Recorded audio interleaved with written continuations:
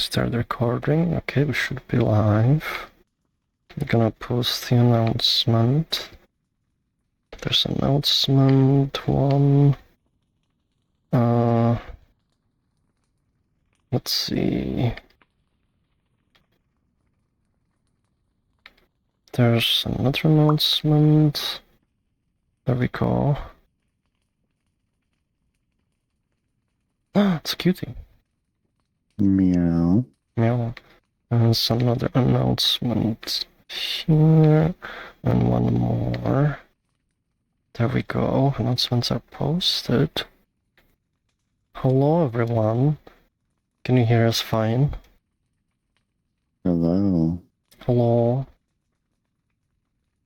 It's cutie stream. It's a cutie. Takes Are one we to know one. connected? Is the audio fine? It's been a bit, so I don't know if I have everything. It seems like to be fine in the OBS, but hello. Hello, BT underscore. Hello. Welcome, everyone. Wow. Okay. Welcome to another Resonance. It's been a bit, I don't actually know how long we've been, like, it's been a few weeks. Been like traveling in a way for a bit, so unfortunately no other stream today because we're kinda out of energy and such. So we don't have time to like energy to set that up. But we should be around to kind of answer any like Resonite questions like you might have. We also have like a few like piled from Discord, so like we'll go through those first. And then like we'll go, you know, through all the Twitch ones. So make sure for any questions you're asking on Twitch, make sure to put a question mark, the way it kind of pops on the thing. If I grab the camera, I can show you. See, like there's like a few popping in.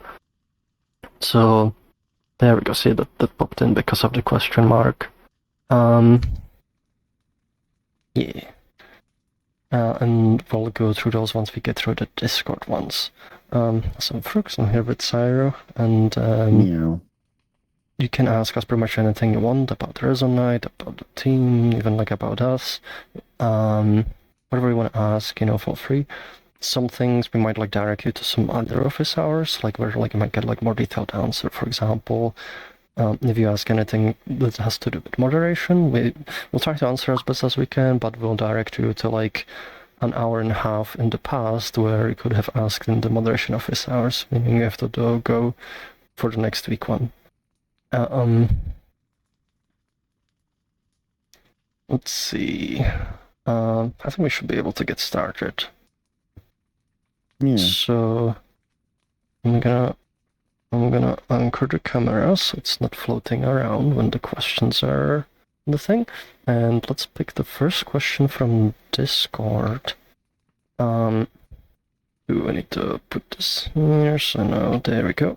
I made a bit of space here for the questions. So I can put it here. I'm gonna put one here for me so I can read it.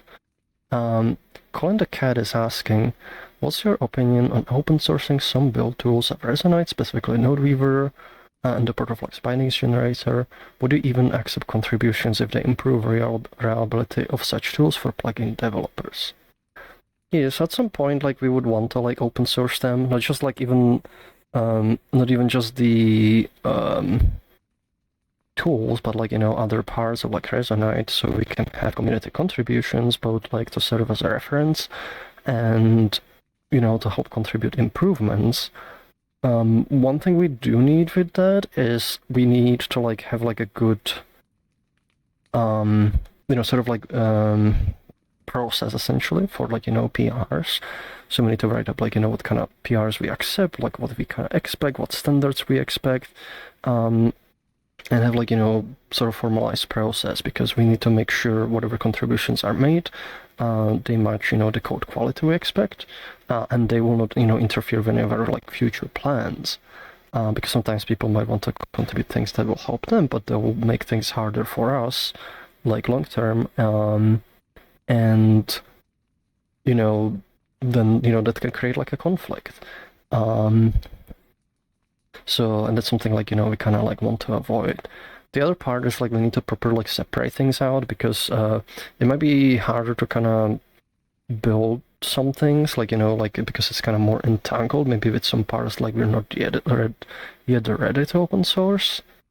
So that takes like it takes a fair amount of work to like split it out and set up these processes and set up like all this stuff. So like we want to do it.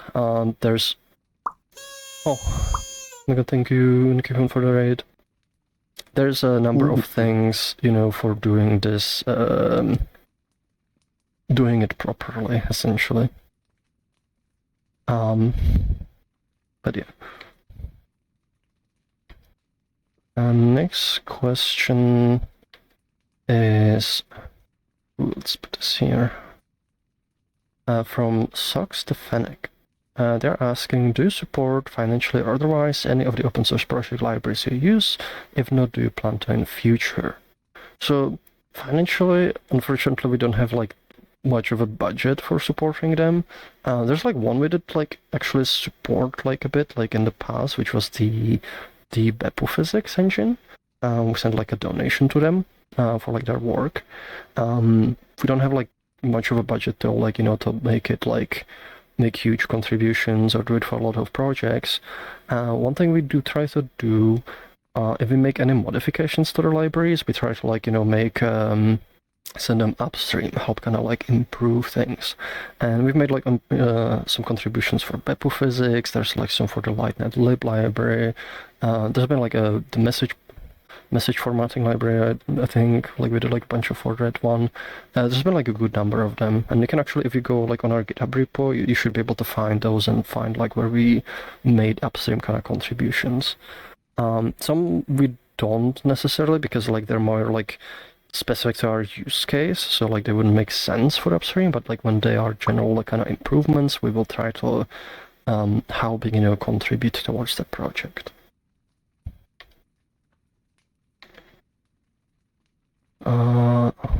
Next question is also from Colin the Cat. Colin is asking, how does the game differentiate between data model types which can be sent over network and which ones are local, can be serialized or sent over network?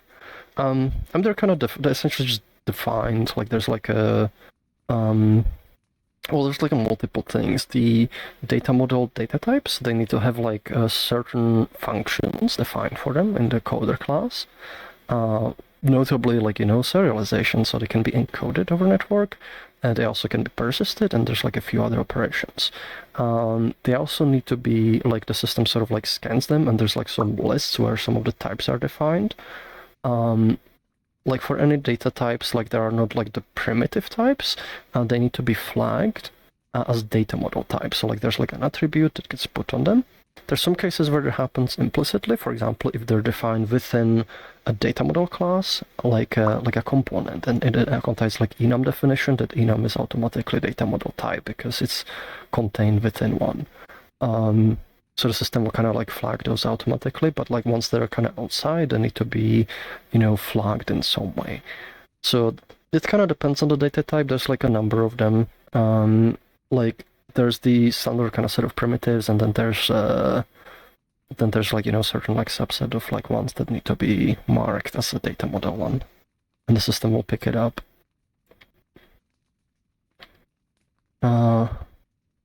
Next question.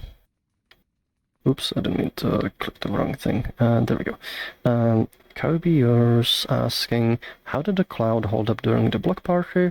There were not really like many issues. I think the database throughput, like we kind of bumped it a bit like during the thing, but otherwise like things kind of held up pretty well. Like the response times were kind of normal, so it kind of worked out fine. Next question is from Flufe. Flufe is asking, at AT controllers, do you still have them? Do you still use them? How well do you think they integrate with Resonite? So I only had like the prototypes for a bit, and the prototypes are a bit different from the commercial version. So no, I don't have them. I don't use them. I don't know like I haven't tried the commercial version, so I don't know, unfortunately. The next question's from Ozzy. Ozzy's asking, perhaps more a personal thought process question. How do you filter things when it comes to general feedback? Given your high profile and transparency, you probably receive a lot of feedback about Resonite. How do you decide which is important and just kind of things you already know? Small extra question, has there ever been feedback in particular surprised you and you haven't heard in a while before, hopefully positive? So for the filtering part, I mean, a lot of it actually we detail in like, in the guidelines. Guidelines for like posting stuff on GitHub, and we even have like I made like a big write-up that's called how we prioritize, and it kind of goes into depth on a lot of that. There's multiple things. Usually, like when it comes to feedback, is I try to like look not into like what specifically is the person asking for, but like what sort of like the underlying need for it. Because there's like a saying in software engineering is it's not about doing like what the user or customer whatever, it's not about doing what they want, but the important thing is figuring out what they need, because what they want and what they need might be very different things. And actually, to give you an example, this comes like very from a project I did like a really long time ago, like when I got into like contract software development, and it's been like over a decade ago, like over a decade ago.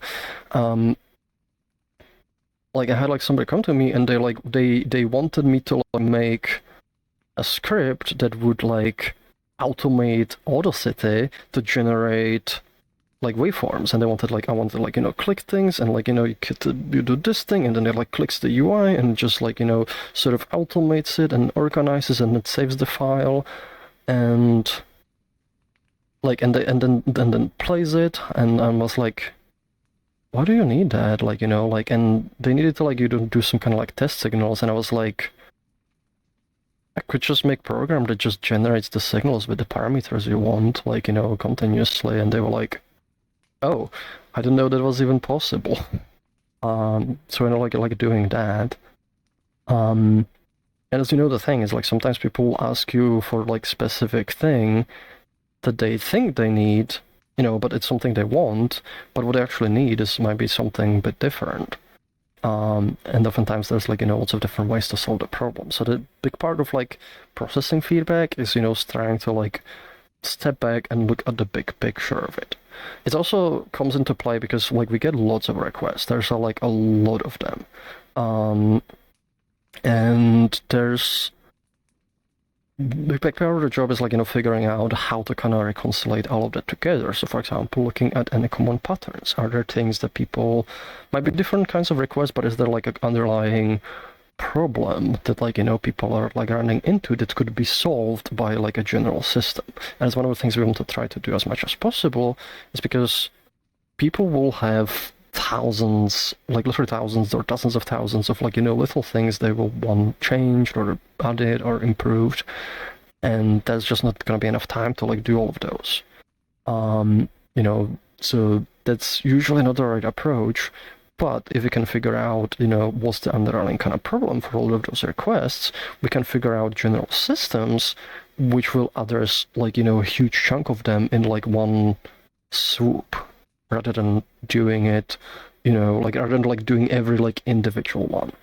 And it kind of sometimes kind of creates a bit of a like issue, because like we tell people like we need to wait for this big system, but it's almost like the analogy I use is like imagine like if it's like a shopping, somebody asks you like, oh, can you go to a shop and run for buy flour? So you like you get dressed, you get into the car, you go to the store, you buy flour, like you drive back, you get back, you give them the flour, and they'll be like, can you run to the store to get eggs? And you're like, just did that whole trip. So like you do it again, get dressed again, get into the car, drive to the store, buy eggs, drive back, and they'll be like, can you buy vanilla? And like and you drive to the store, and like and keep repeating this. And if say they're making something, they want to make a cake. They haven't told you they're making a cake, they told you they want, flour. And then they told you they want eggs. it's kind of, like, and you're like running all these like errands. Whereas like what's a little more efficient is, they tell you, I want to make a cake. And like, this is the things I'm missing, or, this is the thing I need. You get the whole recipe, or you figure out like, whole recipe, you check, like, maybe you go check the kitchen, like see what's there. And you compile like a list, you get the response, drive to the shop, do all the shopping, drive back. That's way more efficient than like, running individual kind of errands for a recipe that like where you don't even know there's a recipe, because maybe, they told you they want flour, you didn't know why they want flour, they might be making a bunch of different things, maybe that's the only thing they needed, but they actually need other things. And that wastes a lot of time, because like the overhead of, getting dressed, driving to the store, buying the thing, driving back, it adds up. Like, if you do it for every individual item. And that's why oftentimes, we'll try to kind of step back and look what's the big thing like we could do, rather than like, trying to like do these individual small errands. And that's especially because we're a small team, we can't throw like, huge amounts of people on lots of individual errands. We need to be efficient. So that is a big part. There is a big part, of like processing the requests, like figuring out how do we generalize, what are the general underlying problems, and how do we address a lot of them in as little total time like as we can. There's also like other things, because sometimes feedback, like that's one of the things we can ask people like not to like, be very matter of fact, but oftentimes like the feedback we get, like, it can be colored in like various ways, like, like people are angry about something, they're mad about something, they're like, freaking out, and people will do things like they will exaggerate things, and that's like one of the things that also kind of comes to it, is like, trying to figure out, like, trying to separate the feedback from that, because like if we, work like on the emotion of the feedback, like we're just constantly jumping from a thing, because like it feels like everything's burning and everything's, exploding, and like if this thing isn't done by like, tomorrow, then like it's a catastrophe, and like we're gonna lose all the users, and it becomes very difficult to kind of deal with. So like part of it is, kind of filtering that out, and filtering, how serious that actually is, because when we do work on things, we need to prioritize things. And part of prioritizing things is figuring out, how many users does certain thing actually affect. And that's one of the things I sometimes run into, is like people will make it seem like this ginormous problem affects absolutely everyone, and then like, we look into it and maybe it affects a few users, maybe it affects 20%, maybe it affects 80%. But that's like, and that's like very important like piece of information. How many users does something affect? But that sometimes can be like, difficult to do, difficult to determine. So we might want to like, try to actually see how many users does it affect? Like, how often does this actually kind of happen, and prioritize it, accordingly, like based on that. So there's there's a lot of things. If you want to like, know a bit more, I strongly recommend reading the How We Prioritize, like on our GitHub. It's a pretty like detailed write-up, and it kind of goes into a lot of, details like on how the process is and what kind of thinking goes into prioritizing feedbacks. But hopefully this kind of explains things a fair bit. For your extra question for like feedback particularly surprised me that I haven't heard before. There's been a few. I don't remember specific cases right now. I have to like think a bit. Sarah, do you have like anything that comes to mind? I don't have anything off the top of my head. I know there's a few, but I'm having trouble like remembering the specific cases, what it was. Yeah, I'm not quite sure. Admittedly, I too am also foggy today, so. sometimes it is like for people coming from other platforms, sometimes like they will like things that I don't even think about. Actually, like one that like this has been a while ago, like, but somebody like was, like somebody told me they like, oh my god, thank you for the subscriptions, BD underscore. Oh my god, Thank you. sofa's exploding. Thank you. Sometimes, like for example, I remember like somebody telling me like, they like when you import things here that you don't have to pay for it, and I was like, huh? Because the person they came from Second Life, and apparently on Second Life, or like whenever we upload things, you have to pay for it. And to me, thank you, Jake, as well. And to me that wasn't even a thing because I didn't even think of like just importing something in as something that you would ever pay for because like why it's just being. You just brought it into your local copy, and then like unless you upload it to the cloud where you pay for the storage, which makes sense because storing costs money, but just importing it in that doesn't cost us anything. And if you like in a session, it gets synced to other users over the connection. There's no reason for it to be paid. So the feedback that like they like it not being paid. Oh my god, thank you, thank you, Jack. And so many confetti. The feedback, like that, like it's something that is paid. Like I was like surprised that's like because it wasn't even a concept like in my head. So I guess that one. I know there's been like some more like recent ones too, but I don't remember specific cases. Like a thank you, Glamour. And so man. Let's see. Oh wait. Oh right. There we go. Next question's from Red. Red is asking, for my testing, seems directional lights aren't calculated per pixel in Zyxitune. Just double checking this indeed case if you know. I'm odd. pretty sure that's not correct. Yeah, that should be per pixel. Like all directional lights should be like per pixel calculation, I think. Yeah, you might want to check the way you're testing that shader because I'm 100% certain that it is per pixel. Yeah, I mean, like we have like even point lights like per pixel as well. Like we don't really use like vertex lighting, so that is very odd. Yeah. Yeah, like we need to know like how your you actually testing. settings.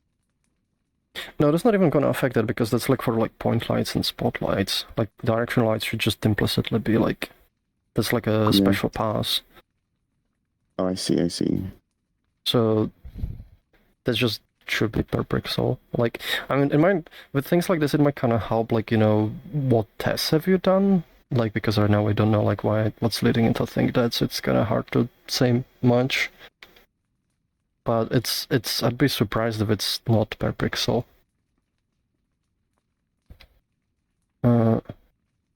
Next question's from Mint Shock. Mint Shock is asking, would you consider adding restricted public folders? So folders can only be accessed by specific people you specify and that those users would not be able to distribute further.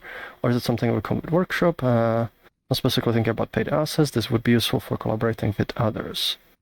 So, at some point probably yes. I mean, they wouldn't be public folders, they would be like more like shared folders. So it's kind of like sharing stuff like in Dropbox, and other similar kind of services. And like it's also like question of like UIs, like adding like where you can manage like access to that thing. You could also use groups, like because in groups, everybody in the group has like access to particle folder. So that's like one alternative we can use right now. So it's probably gonna happen at some point, like we're gonna expand like the permissions and stuff like you can do with like the cloud things, but right now it's very binary. Next question from Discord is from ShadowX. ShadowX is asking, As shown by your own post-devlog channels and interests of news video devlogs, you've been taking notes on engine development for years and have probably accumulated hundreds of pages by this point. Have you considered publishing them? If you don't want to, why? So first, like it's actually, I know for a fact it's a few thousand pages. It's quite a lot. For publishing them, it's not like not want to thing. It's more like it takes a lot of time to do it. So it's because there might be like if it's just like exported everything, it probably need to be like formatted, and it need to be checked. Like maybe in some of the nodes there might be sensitive information, like when we're like working on certain systems. So those we might not want to publish. So it would all have to be kind of audited and reviewed, which will take a lot of time, and then formatted. So it's like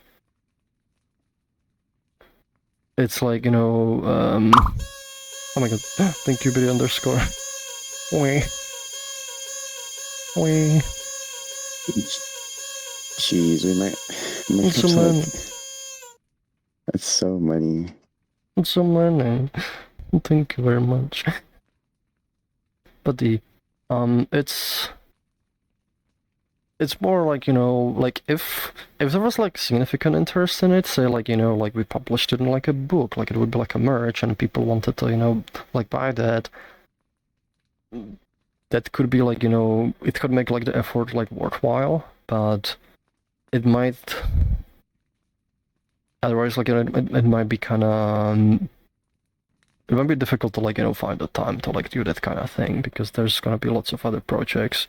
Maybe if like we get like to the point like where we're not very like time constrained, and we can like work on some fun things, but then it becomes easier to do that kind of stuff. But right now like we can't like afford to like spend that much time on something.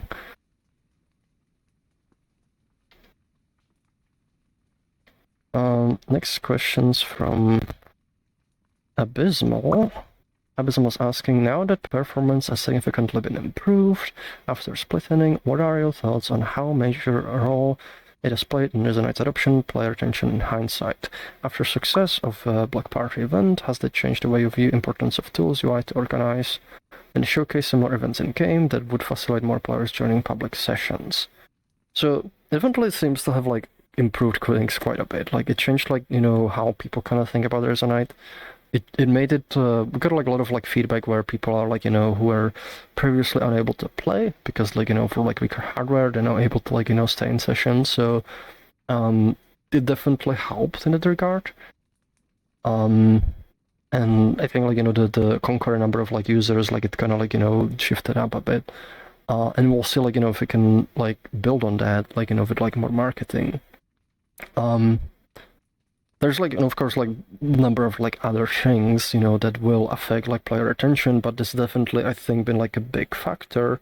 So I think it's definitely, like an improvement that like definitely feels like one. It changed like, how big sessions feel, because now people are more likely, to host big sessions because they feel more comfortable to be in. For the like, tools UI to organize like events, I wouldn't say it changed the importance. Like because we already kind of consider like that's something that's important to have. We want like we won't like improve like the discoverability. It's just that like the importance of those wasn't as high as importance of the performance. So it's already like thing like we also I would consider like to be pretty important to have in game. So it, like especially when new players come in, they know what's happening. So they can like find like stuff to do. And we definitely like want to like work on those, but there's other things too that kind of come like into the priority. So it's always kind of considering, is this higher priority than this this other thing. And it's kind of what comes in play. And last question we got is from Colin the Cat. Let's see, I'm going a little bit. Colin is asking. Oop, I pulled a thing. Colin is asking. Do you or the team ever have some ideas for a game that would be too silly but possible? Are there interesting ones? So there's a bunch of ideas for like games that we want to do, but I wouldn't consider like any of them like too silly. I guess it depends like what I mean by too silly, because that can mean a number of things. I mean, sometimes like people just do like goofy, silly things, but I don't know if any of those would be like a game. What would be like a too silly game? I don't even know. I don't know. Yeah, there's like games. I don't think like any that would be like too silly. Okay, so that's all the yep. Okay, yep. That's all the questions we got from the Discord. So we're gonna start going through the ones from the Twitch. So the first one we got is from BD.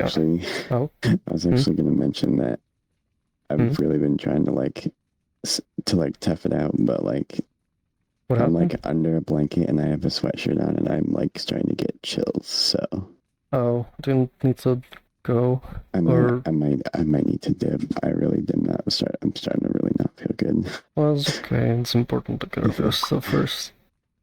My To send text to Sarah. I'm gonna go lay down and turn into a rock or something. I don't know. What? A Sarah rock. Isn't the name of package? Everyone. It's okay. I'm sure we'll feel better. Yeah. Whoa. I'll see you guys later. Hopefully next Resonance I'll be a little bit more sprightly. Yeah. I'll see you guys. Whoa.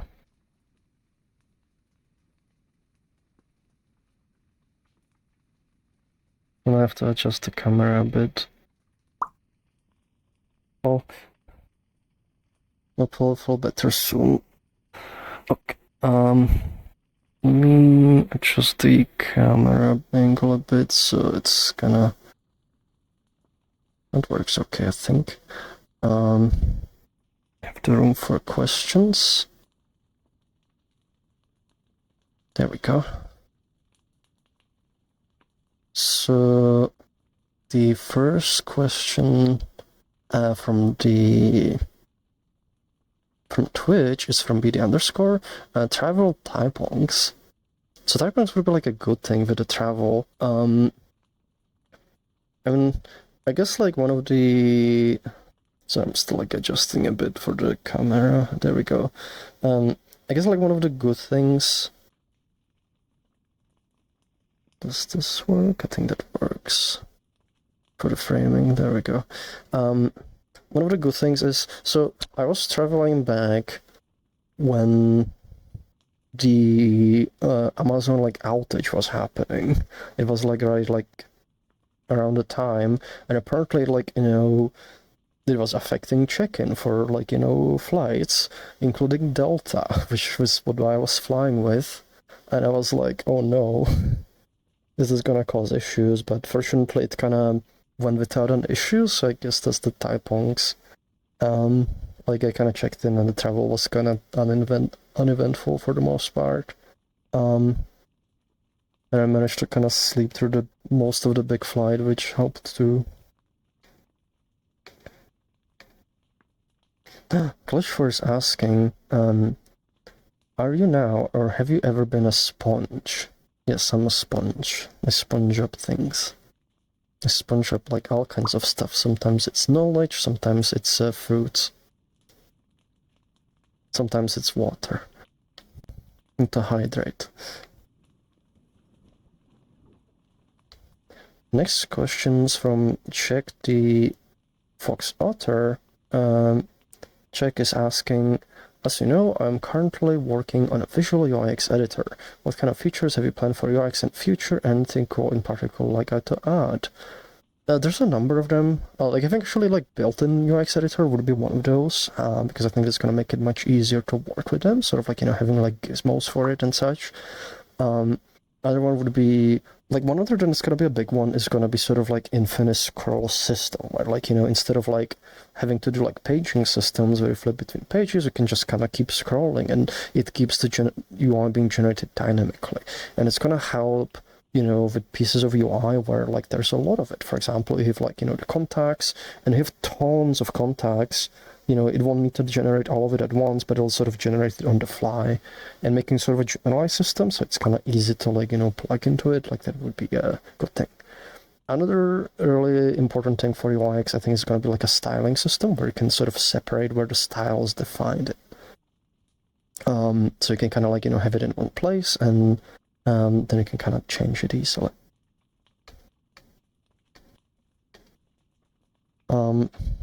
Chiviten 4 is asking, how was your grand sleepening? If it's over, worked on anything since you've come back? I kind of slept like for like, I think twice I slept for like 12 hours like since I got back, and it's been kind of weird still. I've been mostly just kind of working like catching up like on things and like working on the Apollo reconstructed project because it's kind of like light enough. Candy K, Saskin Taipongs. No Schnuppet today. There's a... So I've been like to the BLFC, and one of the things, because it's my birthday this this month, there, and it's actually birthday of like 4 other people as well. Like Ivy has like birthday this month. Izzy also has birthday, and Baxter that I know of. They've organized like a thing for all of us, and like they made us a cake. And I'm trying to find a scan of it. Where did I save it? Do I have a folder? BLFC, oh, there we go. They made like a cake, so I guess that's my typings. This was very sweet. Like it's this is my cake.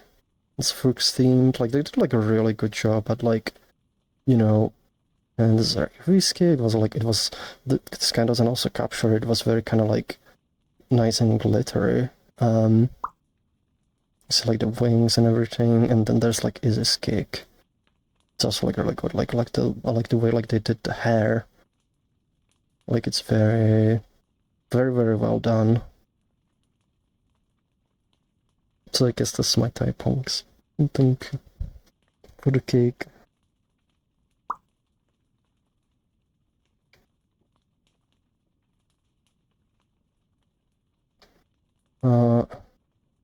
Candy Case asking, why am I having trouble moving this? There we go. Granit is asking, will the Twitch library in Resonite be updated to re-add support for channel pinned redeems events sooner rather than later, or does it have additional requirements for it to be added? I don't actually know. Like, I don't know what the state of it is. Like, did the library itself like update, or like I don't know what state it did this in, so I mean like more context, but it depends what you also mean by sooner than later. Generally, I would say like, you know, make a GitHub request for it. If there's like already an update to the library, that might help. But yeah, like, you know, I haven't looked into it, so like I don't really know. I don't know like, you know, what state is it in. GitHub request like would be best, because then we can kind of look at the relevant information and then like, you know, get people to like upvote it too, which can help the priority.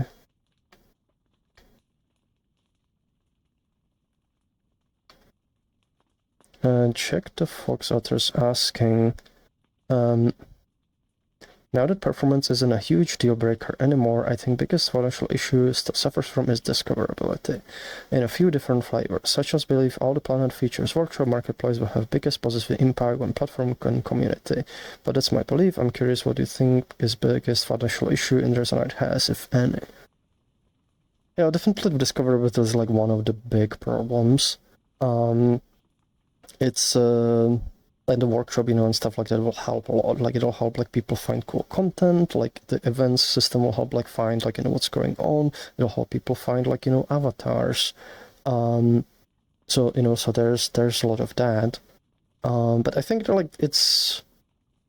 think there's like multiple issues, that like people have. Like the way I kind of learn about things is like, there's always something after the thing. You always think this is the biggest like issue, and like this just gonna be another thing that pops in.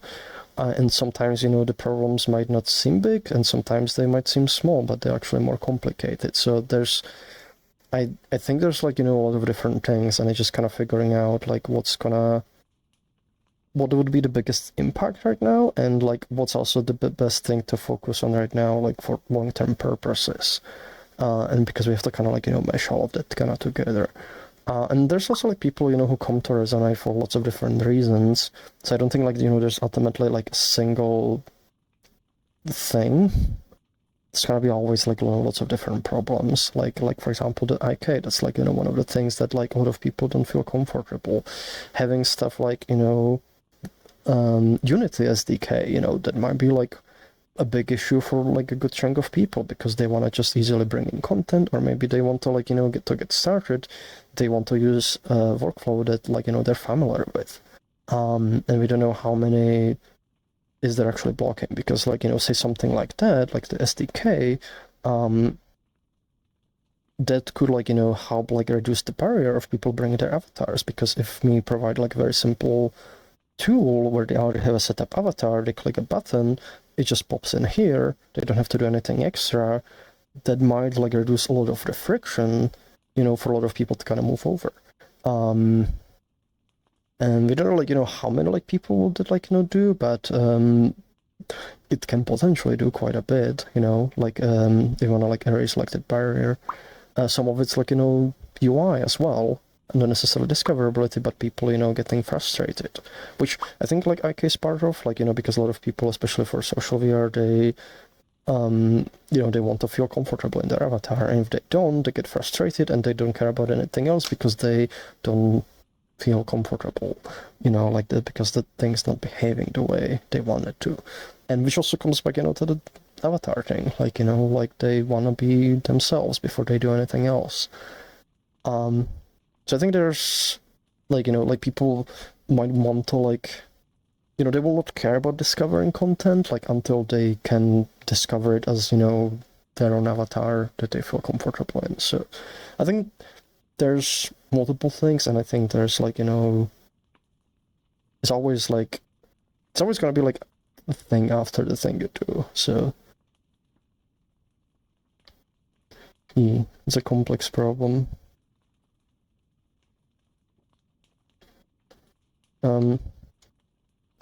Trendy K is asking, have you ever dealt with burnout, or just moments when I don't want to work on anything? I mean, kinda, yeah. It's been kind of difficult, like, especially with like a lot of the rush for the splitting and everything, and kind of getting energy and excitement back. It's hard.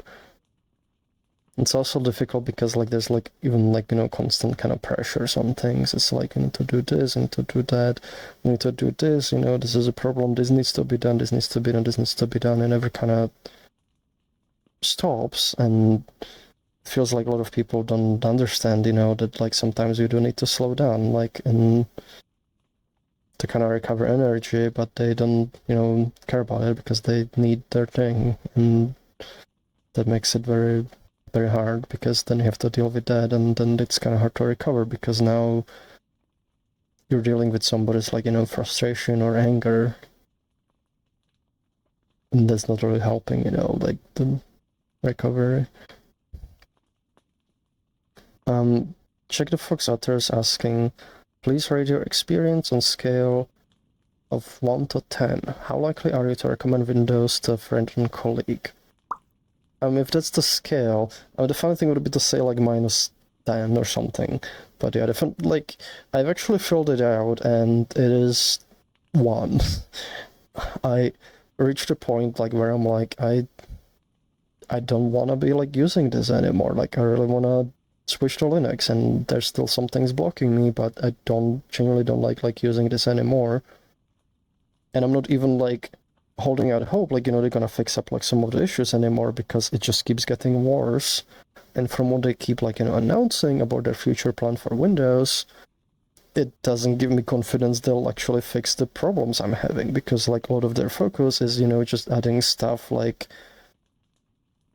they want like Windows to be like fully like AI system, and like I don't want that. Like I want something that works, that like the fundamental things that I'm using are usable and functional, and instead of more and more stuff keeps breaking, like for me, like it's like, I don't care if there's like AI that can do like all this like cool stuff. If my audio doesn't work, if my like the UI, like actually earlier today, the whole of UI just kind of exploded and was like kind of like broken, and the Windows Explorer keeps breaking, like, like, and it's like I want the fundamentals to work.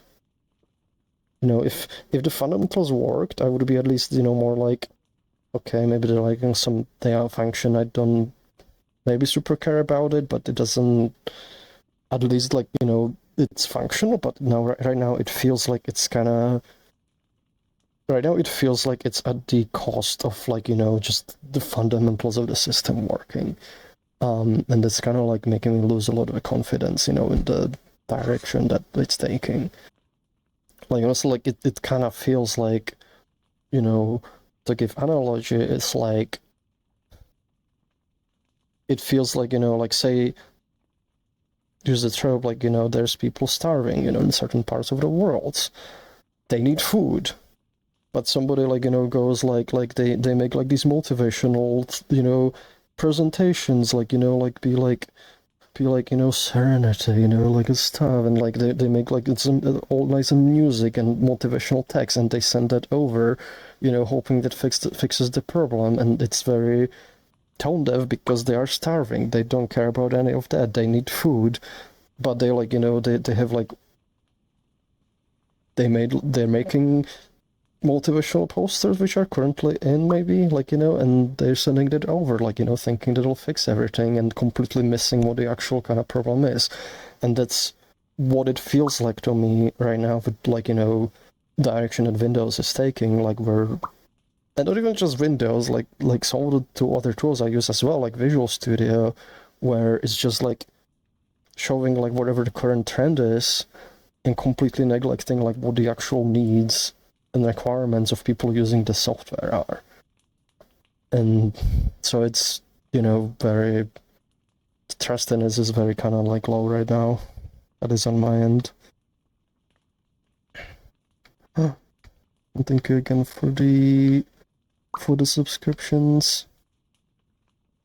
So yes, we want to do author themed office hours, but sometime when we actually have like more energy for it, when we're not feeling sick. Nukikun's asking, can we have access via CloudWars? Cause can we use that for Worlds? Dark can. That's an existing functionality. I recommend checking out the wiki, but like you can configure like headless to use a CloudWar to like control access.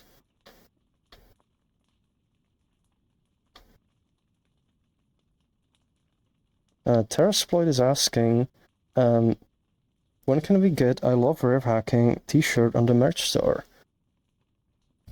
So here's the thing, we could make this merch, but we're gonna make it cost a lot. Are you gonna, will you still buy it? Say, the t-shirt would cost like, like, I don't know, $500. Would you buy it? It would cost $100,000. Would you buy it? Are you willing to pay the price?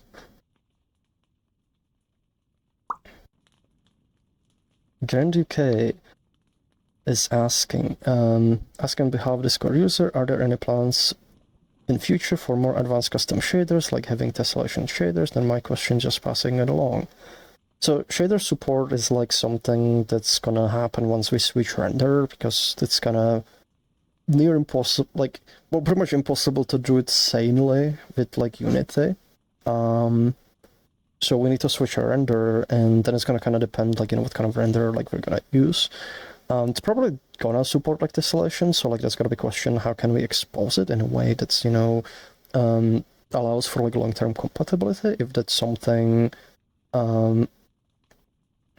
if it's something that we can expose, then like, you know, we will, but I think that's like too much detail specifically for the tessellation part, because maybe the shaders will like, you know, work, the pipeline will be different, so I can't like, you know, tell you like exactly on that one. It could be like, you know, there could be similar mechanism, but maybe like, you know, the actual mechanism is different than like, you know, tessellation shaders. You know, because like newer pipelines, for example, you know, they kind of use like, you know, task shaders and then meshlets, and that can do some stuff you can do with tessellation. So maybe it takes a different form. And right now that's too early to answer that. But we need to get like, you know, to being able to have custom shaders first before we can get into details of exactly, you know, what the custom shaders will do and how will they like be implemented. What's more? Currently case asking, book as merch, can we unofficially call it Book of Froox? I mean, unofficially you can call it whatever you want, but officially we will not call it that. Currently case asking, how's the Froox? Tired and worn out.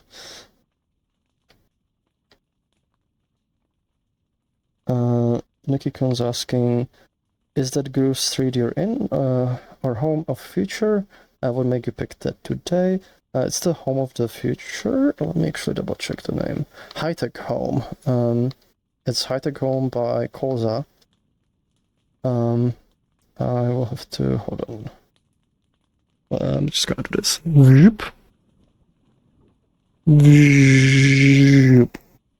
Go back.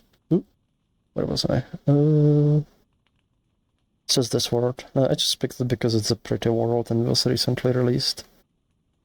Let's see, how was I positioned like this? Okay, now I'm kind of merging with the couch. There we go. Next question is from Navy 3000. Nave is asking, what plans are left for the year for more new users? Resonite is the same spot as it was now as 2 years ago, just more FPS and stable, low users in public sessions, new users not staying, almost every sponsor video but 2, all the same. Here's the inspector, here's the protoflags, we need more videos showing consumer side of the game, not dev side. Well, first, like, we don't really think about, like you know, necessarily, like, for the rest of a year, it's like the development's a continuous process, so we don't have to, like, you know, cut it at the end of the year. Also, I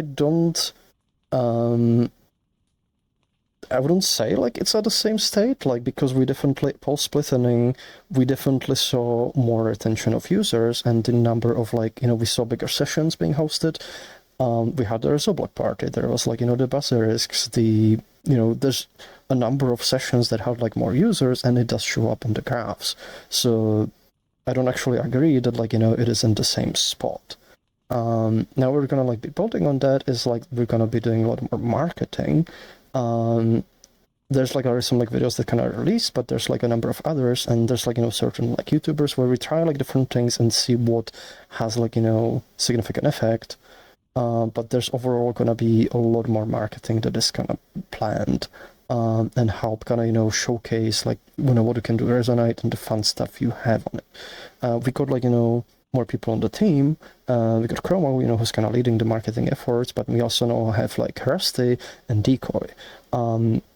And part of that is, you know, being able to show not just, you know, the tech side, but also, like, a lot of the fun side, especially, you know, the style of, like, you know, Decoy's videos where it's, like, a lot of, like, shenanigans and fun things kind of happening, and we want to do a lot more of that, you know, to kind of showcase the fun you can have on the platform.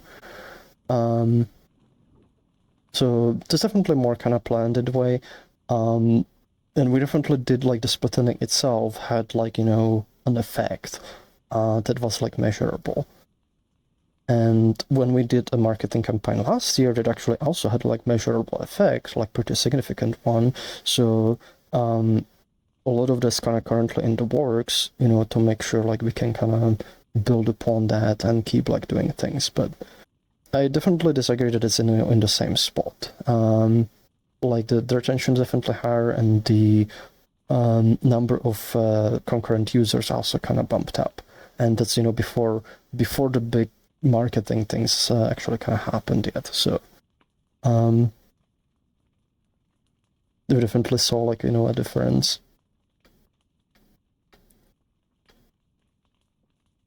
Grandic is asking, could custom data feeds ever be possible? Yeah, there's not the reason they wouldn't be possible. It's like something that's planned. Grand UK is asking, follow up on the Twitch library question. I believe the library currently in use has replacement by same team person for more modern Twitch API, but may need Twitch auto use properly. I'm not sure.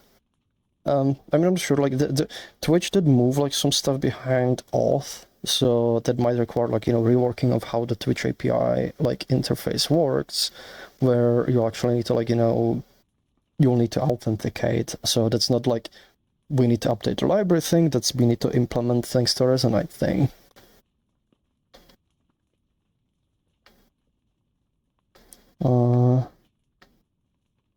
Let's see. Turn UK, have you ever used JetBrains Rider as an IDE? C# not capable IDE. I haven't like fully like used it. Like it's the problem is it's paid. I've been thinking about switching to it because I kind of keep having more and more issues with Visual Studio, but also like it's a monthly investment, and I'm like not have much of a budget, so that makes it more difficult. Kaitako is asking Microsoft, what do people want? Well, let's do the opposite.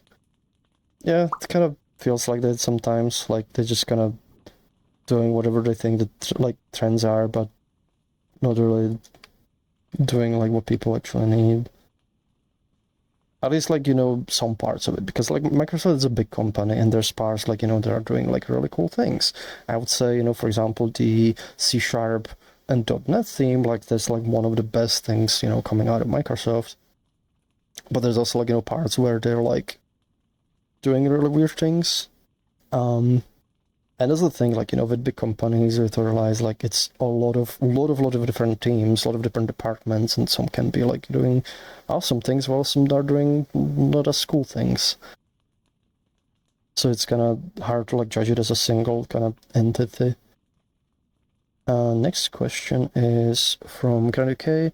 Have you ever thought of a way to open a world and give it some data on start? World you could make code. What? Have you ever thought of a way to open a world and give it some data on start so world could make some cool things with switching worlds? Do you mean like just passing it like some star arguments? You could actually do that with cloud variables, like that will kind of pass over to like another world, so that's one way to do it if that's what you mean.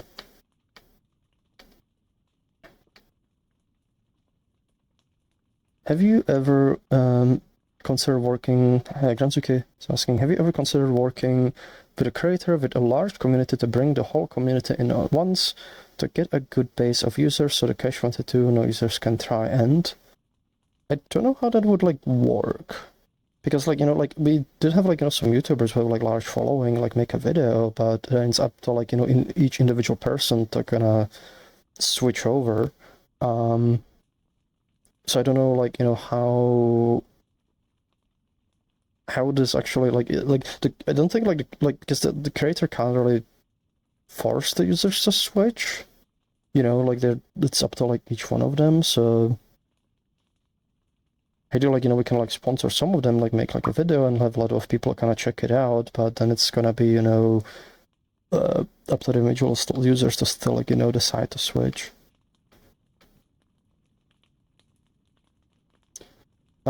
Next question's from Ozzy.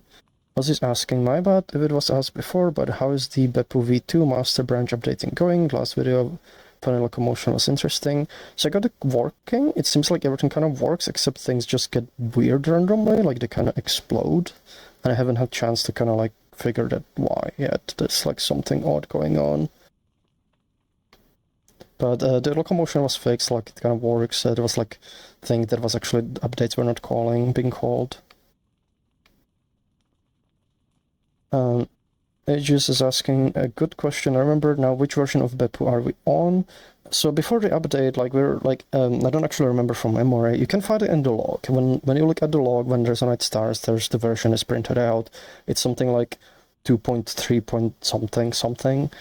It's also a modified version of it. So like we have our own fork, and we're updating it. I'm updating it like the version 2.5 something, like the latest master.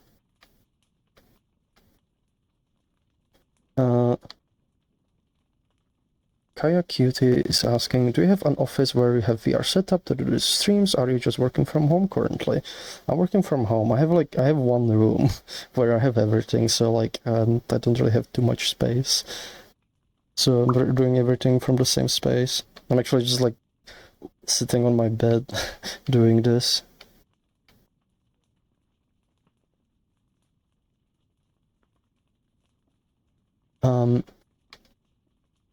Generic is asking, follow up on the creator community question.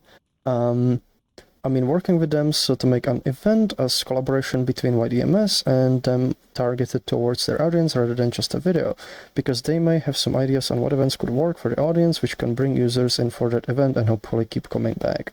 I mean, it kind of happened. There was the FIA event, for example. So, you know, they've kind of done that, but it's still up to individual like user to actually, you know, come in and then stay.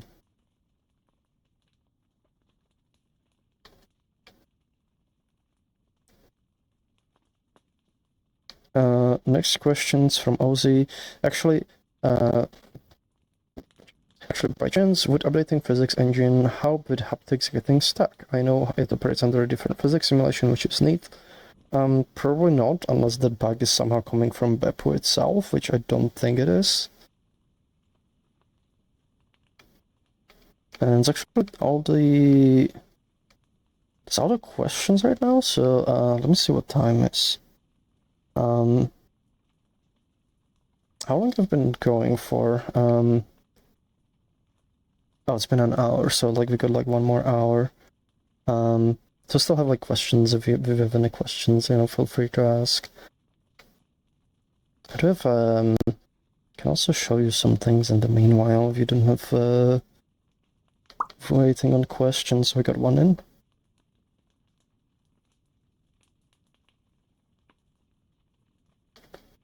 BDS was asking, I noticed that HiVR is working on an open source IK engine specifically for social VR, and it was on whether we might consider integrating something like that in the future.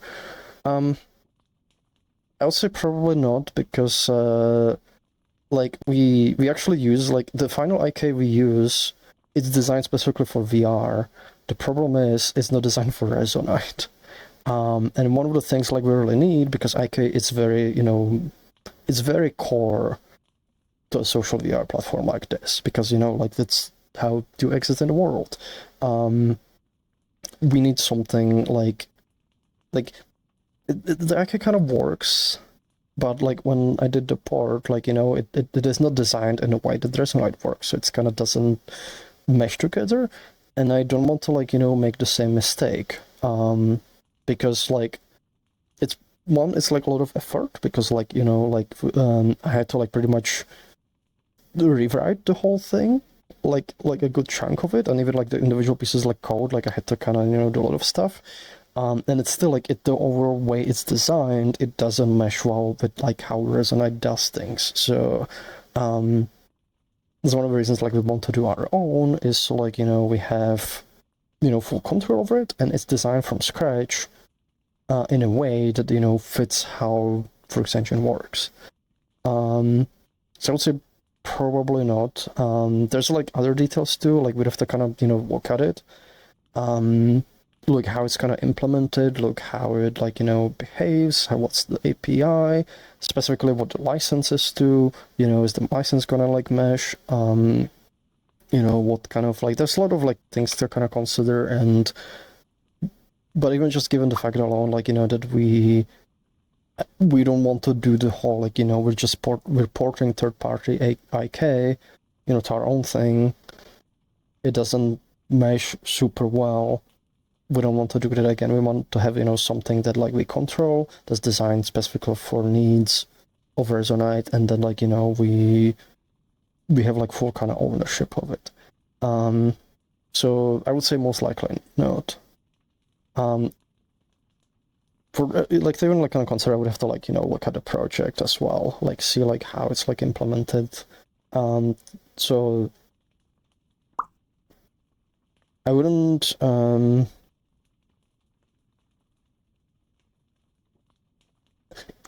like what's the word?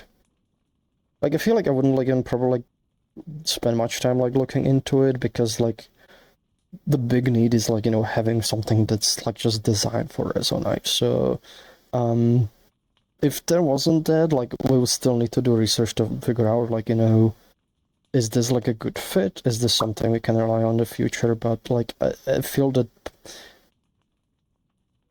like that's kind of like, moot, because like we need something that's just made for specifically for Resonite. So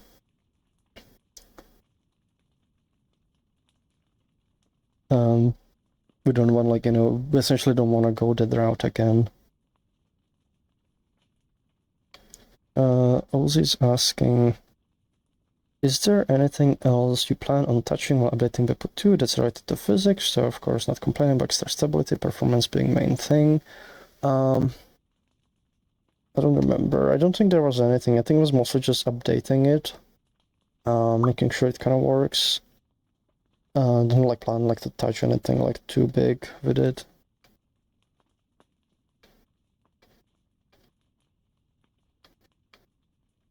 Next question is from Grand UK. Grand is asking, Cloud Wars could work for passing parameters to starting worlds, but it could be a bit unwieldy compared to passing something like a string with a world URL as another input, opening a new world with flags and components. What's your thoughts on that? The problem with that is like there's multiple ways to open a world, so like it's not like I mean it could be like a thing like where you pass it and maybe it fills some dynamic variables or something. Maybe, but like there's also like, it creates the problem of like, there's multiple ways to open a world, and how do you handle opening a world versus, joining a session, stuff like that. I think it's possible. We could add like, system like that. But the cloud variables like that, it should work for now too, and they kind of give you a lot of kind of like, it's I guess a system that gives you a lot of kind of flexibility with things. Because like with URLs, you also have to worry about, parsing things and mapping it to data types and other stuff. Clint is also asking, are you going to try to raid someone after this? Probably, if like anybody's streaming, that's we could raid.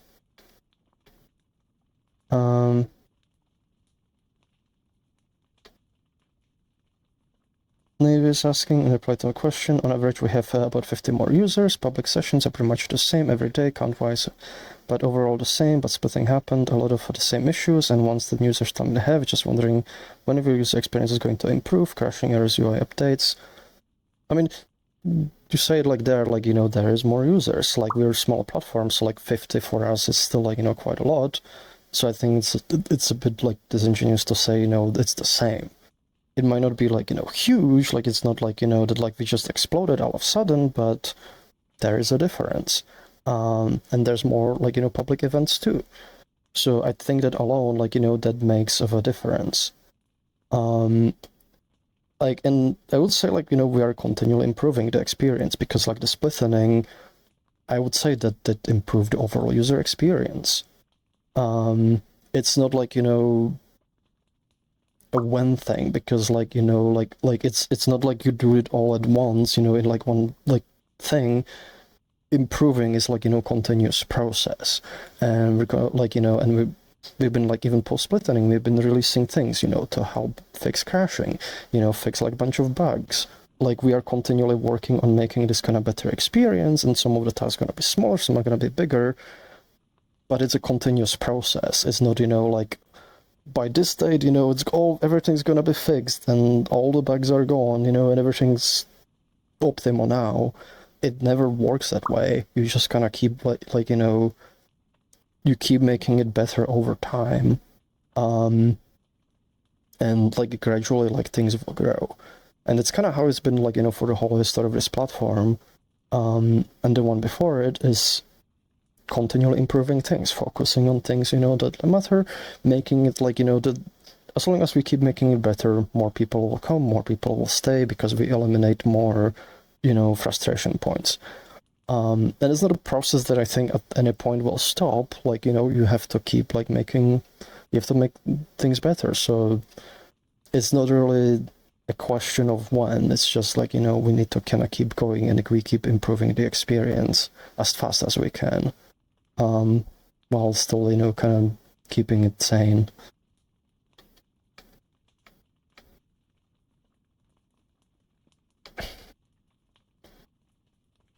Kaya Cute is asking, who made the assets for Resonite default worlds? I really like the style of them. They reminds me a bit of something like Submarine Galaxy and Bespin Cloud City from Star Wars.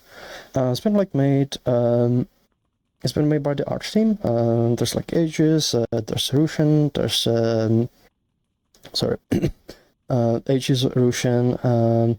Chroma does like some stuff like the icons, so it's like that. Ryovi did also like a lot of the work. Sire contributed to some of them as well. More kind of like, you know, some of the technical things, like for example, like, you know, the skybox, a little 3D modeling, that's generally like Aegis, Ru and Ryovi, like doing a lot of that. It might be, if you want to like, you know, more kind of specific, I do recommend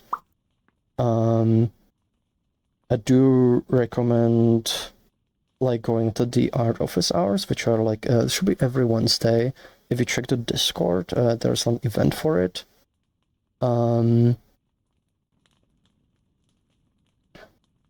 You know, there's an event for it, so you can like, you know, figure out when exactly they're doing, and you can kind of ask them, and they might be able to give you more details on that.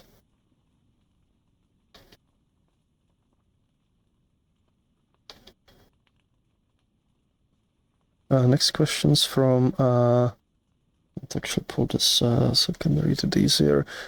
Something I noticed a lot is when I try to introduce people to Resonite, the biggest complaint is just how daunting everything is and how complex it is, and a lot of them don't want to be creator in Resonite, but just be consumer.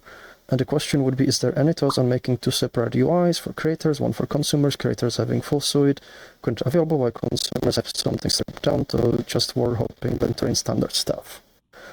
So we're not gonna be making two UIs, like that's very oversimplified way like to do it.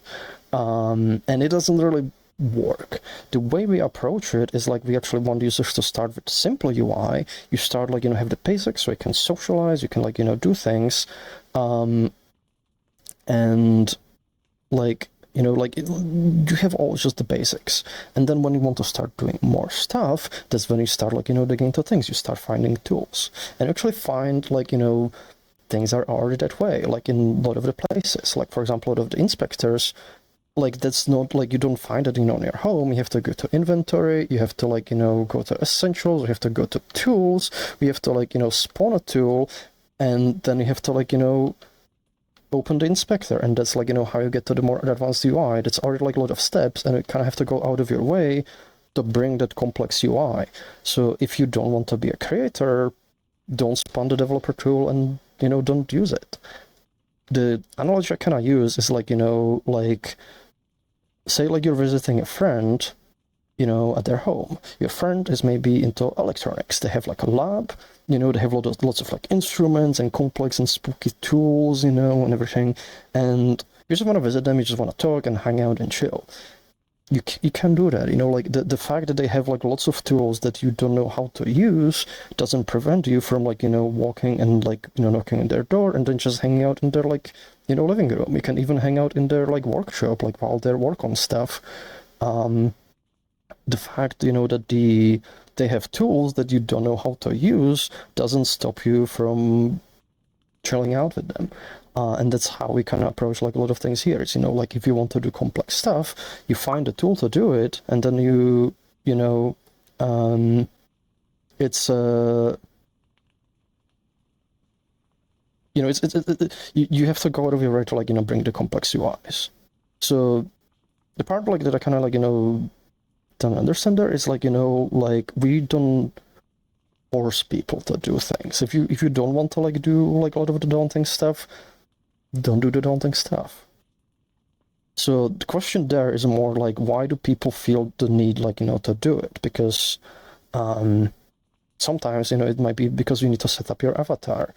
There's things, we're doing there where we have Resonite packages, and our community has been setting up, avatars for, lots of like common bases. So you don't actually have to set it up from scratch. You don't have to touch the developer tools. You have somebody else do it for you. You just bring the package, and you're kind of done. And we want to do more. Like once there's like in a workshop, you can easily find pre-set up like bases. You can find pre-set up like gadgets and tools and lots of stuff you can play with, and you don't need to like touch any of the complex things. But if you want to, maybe maybe you don't touch like the developer tool. Maybe you're like more artistic, so you find say the brush tools. And like you want to, for example, just decorate your home. So you grab a tool like this. And this doesn't require, complex UIs. You can just start and you draw, some leaves and maybe like, decorate. They don't really make sense on the couch, but, you could just, do this in the world and like add little extra decoration. So the creation aspect, that's like the whole problem I have, like, with the UIs or having some kind of like mode. It's like too black and white. And the world isn't black and white, and things people do is also not black and white. Things are it's more of a gradient. So you have like creation tools that, most everybody can understand. Like a brush, like, I don't think that needs, much kind of complex, like, understanding on how stuff works. Like, you grab it, you hold trigger, and you can draw, and you can decorate things. And that's a very easy way, to kind of create. So if you had it like, black and white, which side would this fall on? Like, would you need to go into developer mode just to like, draw? Or say like, you want to put like, some sticky notes, or you want to just like, sketch something, like you grab this brush and you want to, do a little doodle. Say like I do this, just want like a little fun. Maybe you're like not into like, any of the programming stuff, but you like to doodle. Do you want to be like switching to like whole developer mode just to do this? Because it is like a creation tool. So like, again, which side would it like fall on? It is too black and white. Like, it's too binary. And the way we kind of approach it is, more like, consider like in the real world, it's kind of the same. It's like we're in the real world, you can walk, you can talk with people, you have like, basic kind of social interactions. And then if you're interested in drawing, you can go, you buy a brush.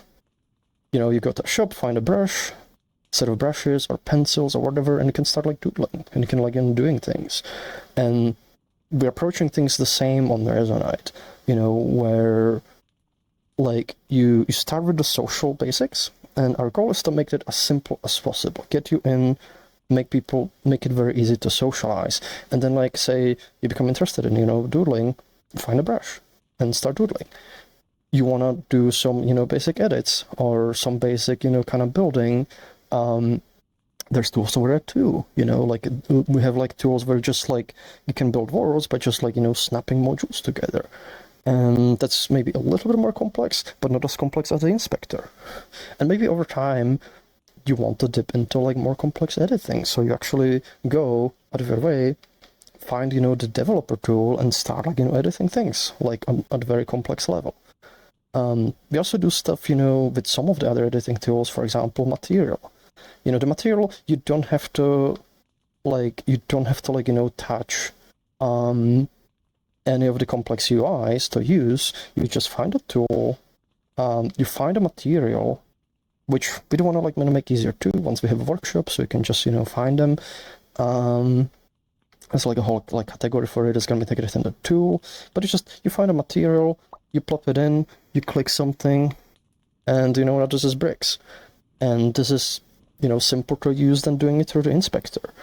And the more tools we have, like, for stuff like this, the easier things, overall get for, like, users. And it sort of, like, lets people, find their own path, depending on what, what stuff they're kind of interested in. The whole point is, the UI, it starts simple. start with the basic socialization, and then it's like a starting point, and then you kind of explore from there. And the things you find and the things you use are gonna be, you know, depending on what your interests are, on what your skills are, which is kind of different, you know, from person to person. So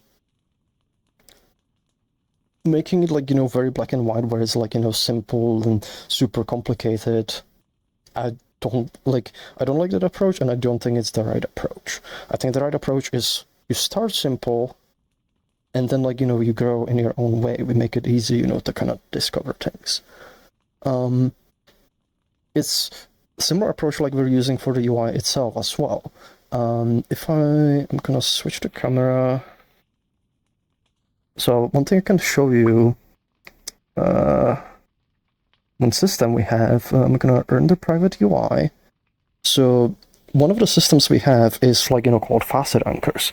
The goal is like, you know, you start with simple stuff. And the UI, like, you know, it's want to make it as clean, but then like you can start customizing the UI based on your needs. And you, for example, you can create like facet anchors, and you can literally, you know, take pieces of UI. If I enable the mode, you can take pieces of UI and, you know, you can plop them in places and customize how this works. So if you're doing, for example, lots of editing or lots of building, you know, you can put stuff for that, you know, in common places, and you customize it to follow whatever you're doing. If you're a streamer, you know, once we kind of rework the streamer UI, you can place, you know, this kind of UI, the streaming UI. You could, you know, maybe place it on a dash, you can place it on your hand, so you have like quick access, and the UI sort of grows with you. You know, it adapts to you. And the whole point is, you know, start simple and then let the user grow. And that's, you know, that's kind of our philosophy for, you know, how to like approach things. There's like a lot of things like, you know, going into it. There's ultimately it kind of depends, you know, like why exactly is the person like feeling intimidated? Because like a lot of the UIs, like a lot of the complex tools, you know, you don't have to use them. We don't force you to use them. And in fact, there's actually a lot of people on this platform who, you know, who got here, somebody helped them set up their avatar, and they just hang out and socialize. Like, they don't use the inspector UIs, they don't use, you know, any of the proto flags, they don't do any programming. They just chill with people, they talk with people, they watch videos together, share memes, you know. And if you ask them, like, you know, to do something, they will not know how to do stuff, like, you know, like, because they don't care about that part, or maybe they want to learn, but they haven't like invested much time into it. But it is a perfectly valid, you know, way to exist on this platform. You don't have to, like, you know, do that kind of stuff. Like, there's a lot of like helpful people. If you need something done, you know, they'll be happy to like help you with it. And we want to do more of like, you know, tooling where, you know, it's easy to like, you know, bring stuff in. Like, for example, you know, if you want avatar setup, there's like, you know, a Resonite package for it, and our community has been making more and more Resonite packages, so it's very easy to like bring a lot of the common bases. But if it's, you know, not one of those, then you still have to set it up, you have to ask somebody for help, but there's also like a valid way, you know, like you don't have to like do it yourself. So helping us kind of understand, like, you know, why people feel intimidated, or why people, you know, like why people feel the need to use those complex UIs. Like, that could help, because like that's like one of the things that oftentimes like most kind of confuses me is like, you know, if people are like find those UIs daunting, why are they like, you know, like, and they don't want to use them, why are they using them? Because kind of don't have to. And like, you know, helping to understand like if they might maybe feel forced to use it for, you know, one reason or another, that can help us, you know, find ways so they don't feel forced to use them. But on the other side, you know, there is like, you know, I know a number of people who pretty much, you know, do what you say. They they just do like, world hopping, they spawn things, they play with gadgets, they hang out with people. So there's other people who use Resonite like this way. And the question is, how do we make it so more people feel comfortable using it that way?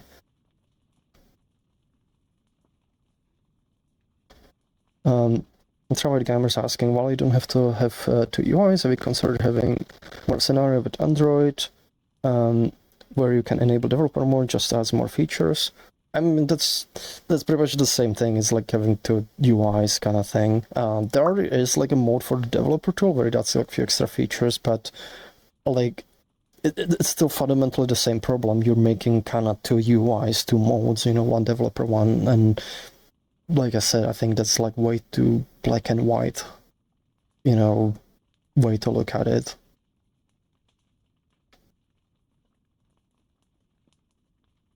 Next question is from Zeta Cheetah. Hey Froox, doing anything special for Halloween? I mean, I don't have anything super special planned, I think. I'll probably just be popping around. I don't know. It's actually... I don't know, there might be like something. It's actually funny because like it's my birthday, or like on Halloween, or like the day before Halloween, so I don't know, maybe something, I don't know. That's all the questions for now. We've still got like 30 minutes left. Let's see. Is it 30? Yes, it's 30 minutes. So we got some more questions, like feel free to ask. Got more time. Could maybe show... Let's see. Ah. No, that's not a question.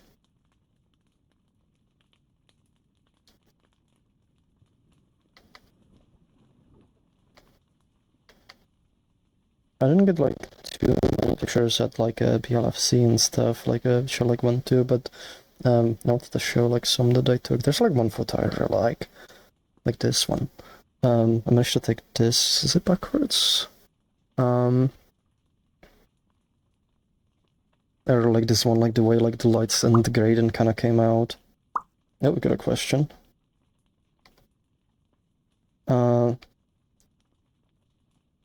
Ultrawide Gamer. It's asking, also that is a problem. A lot of people don't want to edit things like UI because to them that's extremely confusing and scary. And also think as well, what most people in Resonate find easy is really hard for average person. Simple example is needing easy way to mute, which requires facet, which is for most users, the need with avatar install system that confuses people. I mean, so the thing is, like, the UI editing is like once you're kind of familiar with it. It's not like, something you do as a new user. Because like I said, the goal for a new user is, you have the basics, and that's your starting point. Once you kind of become more comfortable on the platform, you can start learning stuff and adjusting things. So if you want to become more advanced user, that's when you start editing the UI. And it's more, it's more of a gradual process. It's also like another thing. How do we make it less scary? Because, it's something you find in like a lot of software that people use. In Windows, like on your phone, you oftentimes can add a UI. Like, you're holding and you can move icons around and maybe add like widgets and gadgets and so on. So I don't think like it's something that's fundamentally scary. It's something that a lot of people like already do in other software. So the question is like, why would it be scary, for people? Maybe they're doing it too soon. Maybe like, it's like, they haven't become comfortable on the platform. It's also kind of confusing to me because you're saying, being able to like mute themselves, but literally the default UI has the facet for it already there. It's always visible, like it's on the dash. And you can just, if I grab the camera again,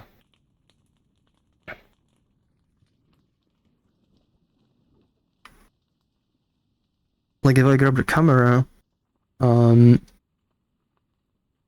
you see the dash, like this is the default part of the UI, and you just, hit that button and you mute. Like it's always there.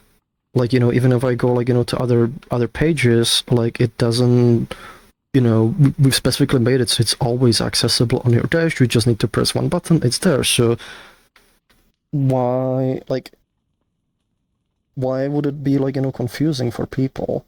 That would be, like, an important thing for us to understand. Like that, like, you don't need to install it facet, it's just part of the default. You don't need to do weird avatar install. It's that part to me, like, is kind of confusing. It's like we would need like more like information like on this kind of stuff, because like you mentioned like some things, but it's like then like the solutions seem kind of weird and awkward, and things you don't need to do, and things we already have things for. So why?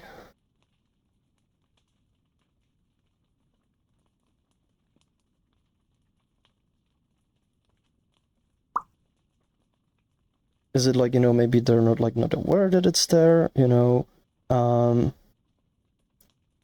it would be kind of like, helpful to like, understand like why do you think like people, it's scary for people, what data are you like basing it on? Because we don't have the data, we can't like, make improvements. The next question is also, most new users will run away before they get point comfortable. I've seen a scale of hundreds of users, and they want to mute with a quick option where you don't open dash. VRChat has a keybind and control to do this. And that might be a thing, like, like if they want like a keybind, like maybe that's something we could add. But question is that the reason they ran away? Like, we would need like more, because that feels like weird for me that like, that's the one thing that like makes them kind of run away. So again, helping us understand like why and what people expect, that would help, because our goal is to make, users comfortable on the platform. And I don't think, again, separating the UI like helps, because like what you're actually, addressing here, that's part of the simple UI. So if you like have advanced UI, this hasn't really solved the problem that you're even presenting right now. So that's not really a solution to it. Solution is like figuring out like what are the pain points, what are the frustrations for people, and figuring out like, ways to address them. And for that, like, we need to like, have a kind of good understanding, of kind of what's kind of like happening. And if there's like, something we can do, like, for example, like, if you find like a pain point, there's like a lot of kind of frustration, like a lot of people are saying, like they want like a quick way to mute, they want like a button to mute. That might be good feedback, to share with us, because oftentimes like we just, people tell us, like the UI is bad, and it needs to be split between simple and, simple and advanced UI. This doesn't help, because like what you're actually talking about is like, the simple UI, and the fact that like, we would hide some of the complex things behind some kind of like toggle or something. It wouldn't help like, with simple things like, toggling the voice. So knowing more like details, knowing like what frustrations people run into, it's that is like crucial information.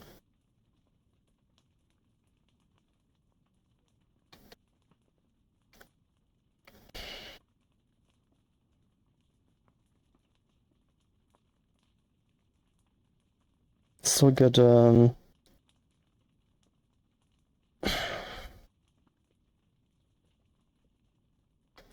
Still have like about like 25 minutes left. If there's like more questions.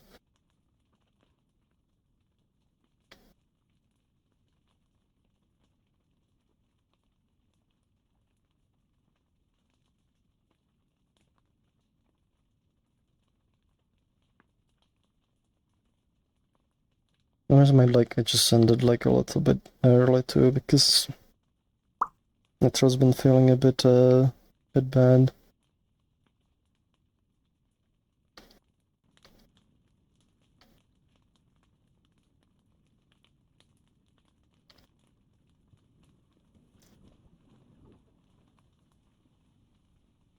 Do you have any more questions?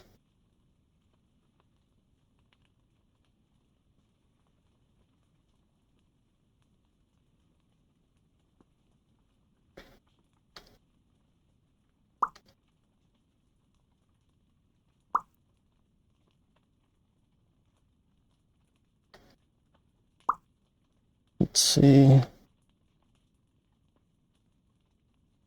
Glitch is asking, why are you cute? Because I absorbed your cuteness.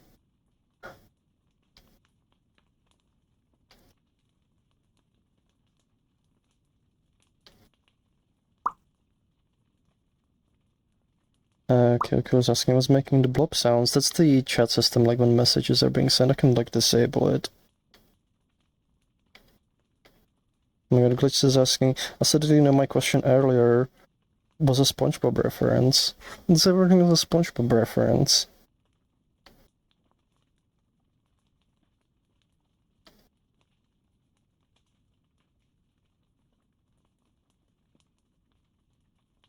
And disable, there we go, it shouldn't be doing the blob sounds anymore.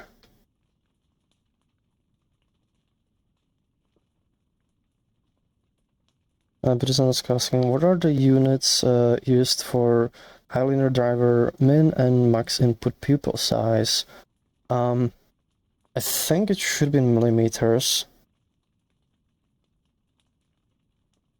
Let me actually check.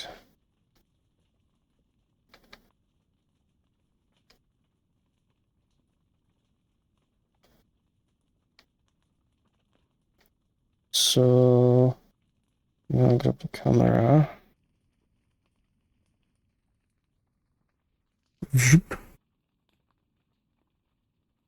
So if I look, where's the eyes? I manager the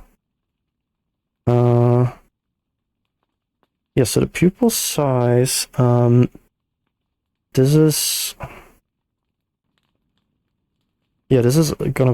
in millimeters.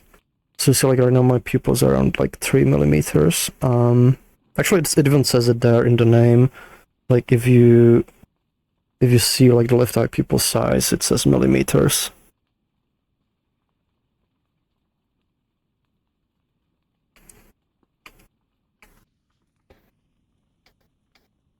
Kakakute, can you do this? Kakawiggle? I think that's like emojis and render, unfortunately, in here.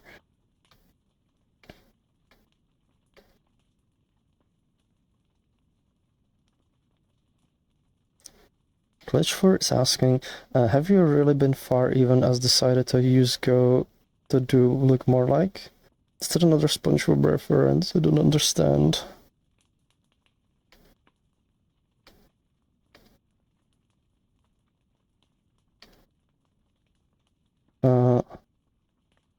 Max Ferrao, thinking about the UI, I'm wondering if there's a way to save default settings like sit, stand, toggle, rather than having changed them again every time I load Resonite. There's not right now. One issue with like the toggle for that is like that the seated mode, it actually determines like your height based on where you're currently sitting. So it like when you save it, like if it just use the save value, you might be sitting at a different height or something, and that might make things more difficult. But like we can also kind of consider ways to like implement the like persistence for that. Maybe some kind of like heuristic or something.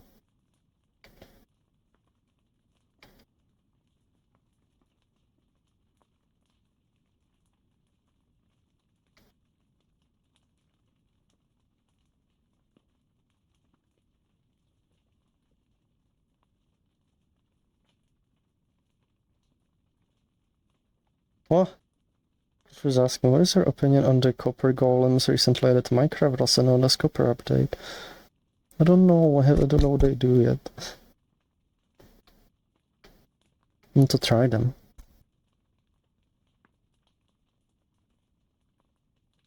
So it's got like 20 minutes left, but if there's not too many questions, I might just end it like early.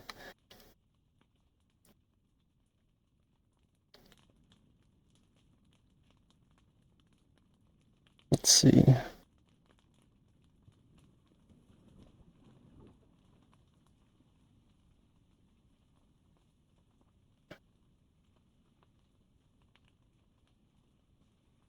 Beauty underscores asking, is there a handy driver component that somewhere it can lie between multiple floats, or is that firmly in the realm of protoflags? There should be the gradient driver. I know like people use that one a lot, like when lerping between things.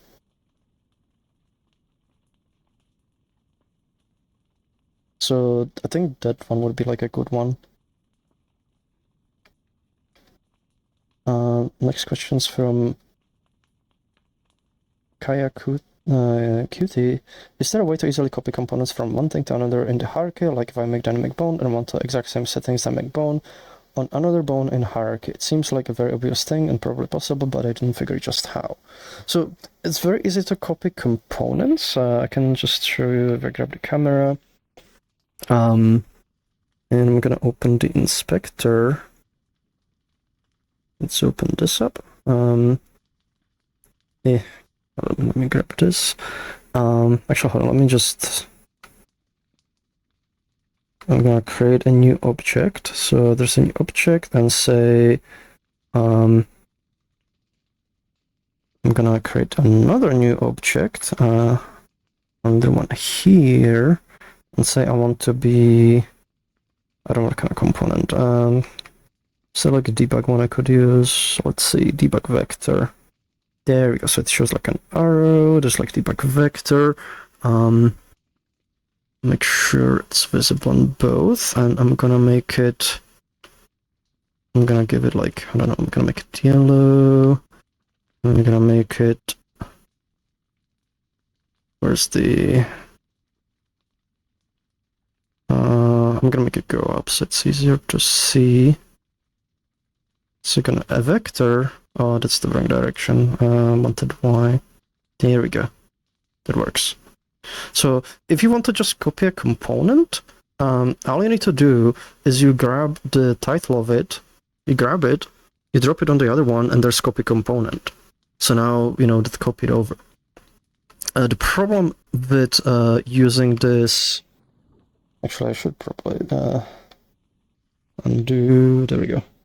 The problem doing it for dynamic bone is the dynamic bone doesn't actually have the same setup for both. So if you copy it, the setup is gonna be, you know, for specific chains. For example, say I set it up for the left ear, I copy it to the right ear. The right ear bones are different than the left one. So if you copy that, it's still like the one on the right ear is still gonna be like, you know, trying to like work on the ones of the left ear because it copies the whole thing over. Or maybe a good approach for that one is like, you know, you have it set up and you remove the setup, you know, for the ear, you copy it over, so it's like, you know, blank for the list of bones, and then you set up the, the bones, and there's like buttons for that to make it easier. There's another way where you can copy specific values. So if I shouldn't actually close this, shouldn't have deleted the stuff. Let me just make another empty object, another one. You can also copy like individual values. So if I go, let me do this again. Debug, I want the debug vector, and I'm gonna copy this over, copy. So I'm gonna say I set this one to yellow again. So you see the one on the right, it's pink. Say I want to copy the value. You can copy individual values if you like. If you grab the left thing and I drop it here, you see that copied the yellow over. So you can copy values like that. Or I can grab the field and drop the field and I can drive it, and I can drive it with right back. What happens with the drive is now this kind of links them, so when I change this one, it actually changes the other one. So you see they're changing in sync. So I sometimes use this method for like dynamic bones, so certain parameters are kind of like linked together. So there's another kind of approach like you can use.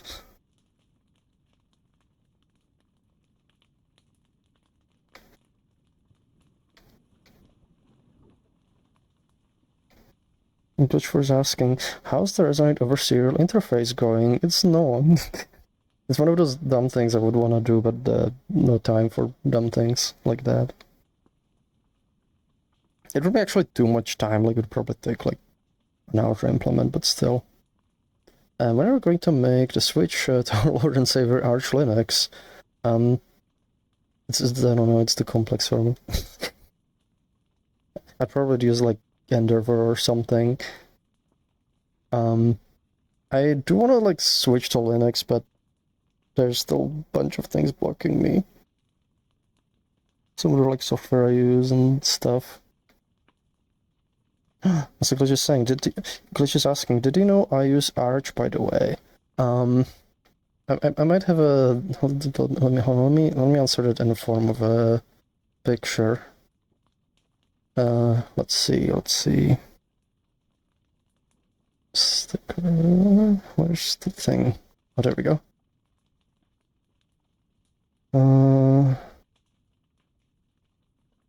Which one is this? I have an inkling you might be.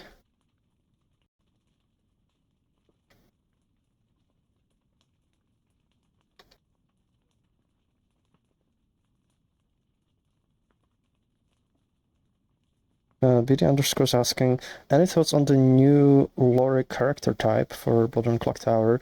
So far it's kind of odd because it's like it just seems to be like splitting the fabled like role types into two. I'm kind of curious, like I haven't like actually seen any new ones yet. It's potentially like interesting, like having, you know, some kind of modifier, so it's gonna depend what kind of. It's kind of like, you know,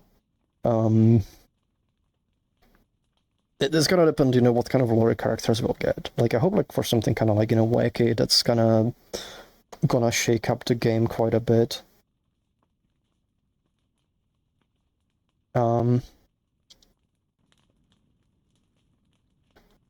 So yeah, it's gonna mostly depend on that. Like right now, they just kind of reclassified some of the existing fabled as Doloric, so it's kind of like.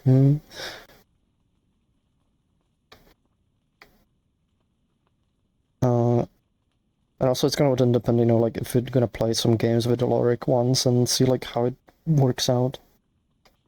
Next question's from Kaya Klute. What of your headsets have you been wearing? Vive Pro Eye, Quest Pro, or your big screen to eye? I'm using the Vive Pro Eye. I still kind of stuck on it because like none of the like the Quest Pro. I do have a Quest Pro for traveling, but I don't like it as much because it's less comfortable. The display is like not an OLED; it's like an LCD, so like it doesn't look as nice, even though it has high resolution. And like, yeah, then those are the kind of main things. Like the display is like one of the main reasons like I'm still like with the Vive Pro Eye and the eye tracking. The eye tracking actually I like because it also has the pupil tracking, and the face tracking is also kind of just better. Well, I'm actually using the Portrait Bubble for face tracking right now, but so far,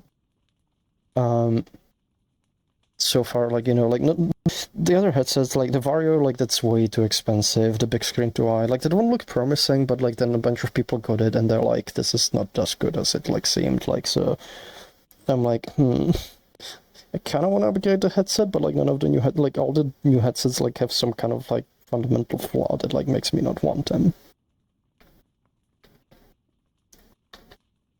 Also no, I don't have any modding. Like I do use the mod mic, because the microphone is kind of bad on the HTC, but otherwise like it's the default. BD underscores asking, if you could be any fabled, which one would you be and why? I'd be the Deus Ex Fiasco, because dumb mistake. So actually, I have a thing for you to ponder. So Deus Ex Fiasco, it's a fabled you add to the game when the storyteller makes a mistake. So a storyteller makes a mistake or plans to make a mistake. Could the mistake be adding Deus Ex Fiasco into the game when no mistake was made?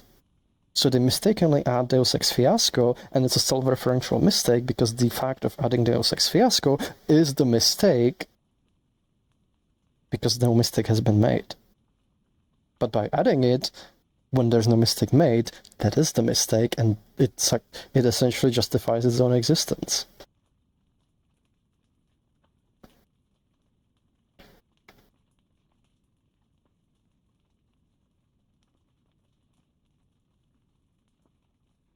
Glitch4 is asking, what are your thoughts on an OLED Steam Deck over the regular LCD one?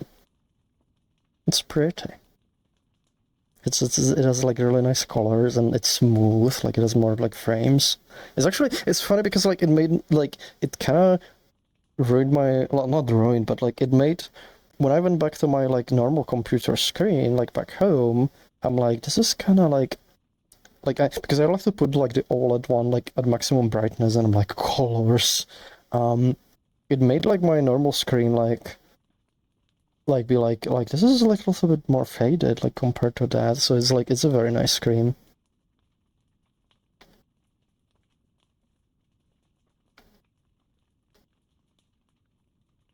Beginner's Coding, the rule in the almanac is Deus Ex Fiasco can only be added at the start, so that checks out, I guess. Wait, really? That's weird. Like, usually I've seen it actually added like when the mistake happens, so like the storyteller makes a mistake and they add it at a point. So that's weird. Because I've never like seen it like used that, like, I don't think I've ever seen it like used that way. Usually it's like you know, to indicate a storyteller mistake has been made, and it gets added like, you know, after the mistake happens, and the mistake can happen in the middle of the game.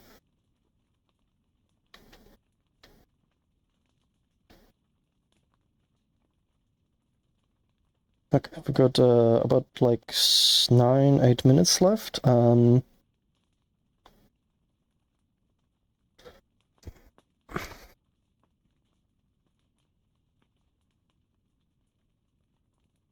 Wait, what? Really? That is extremely weird. Like, I've never seen it like used this way. It doesn't even make sense because how do you you don't you don't know if you're gonna make a mistake or not. So if you don't know, like you don't plan adding it, and then you make a mistake, like how do you announce it? That doesn't make sense to me. I don't think I've seen a game where it's been like used like that. Um,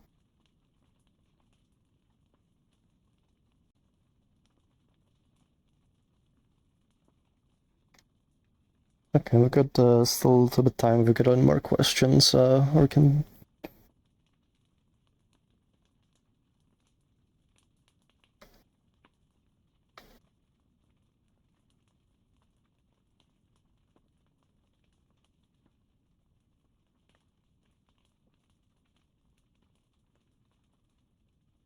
Oh, let's see.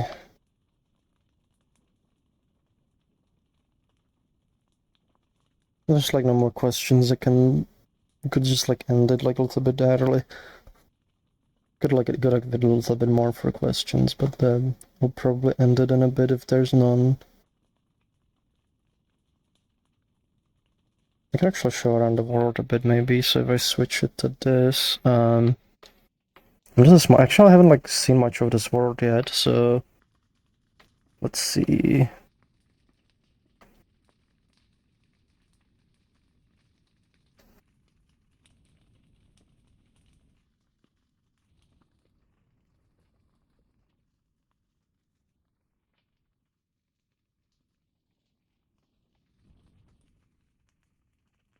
It's like an upstairs. I think it's like a very small world. There's like a bed here.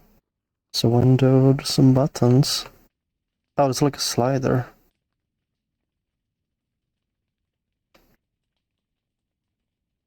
I don't know what it does. Oh, there's a small nook here. Huh? Oh, there's more. Oh, there's actually a bathroom. That was cute.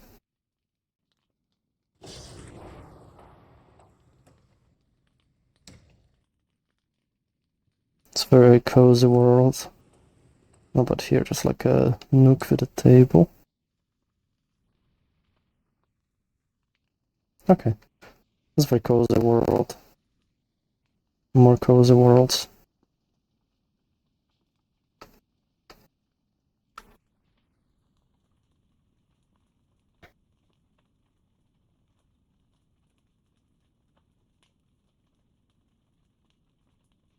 Glitchfor is asking, can you explain your incorrect theory on why orange is more yellow than yellow? I can. So, let's actually grab programming tool, the protoflex tool. So what I'm gonna do, I'm gonna switch this, I'm gonna go manual. Where's the camera? I'm gonna grab it. So behold, what I'm gonna do is actually the easiest way to prove it, is, let's see, what did I want? I wanted colors, and I get color, I want hue, so I'm gonna do color X hue. Oops, I clicked the thing. Come on, where's the camera? Let's go back here. So we have the color X hue, so we put a hue in, and I get a color out of it. So I'm gonna get a color, that's red. Let's make it yellow. Let's go, I think that's like 0.1, 5, there we go. So we've got, we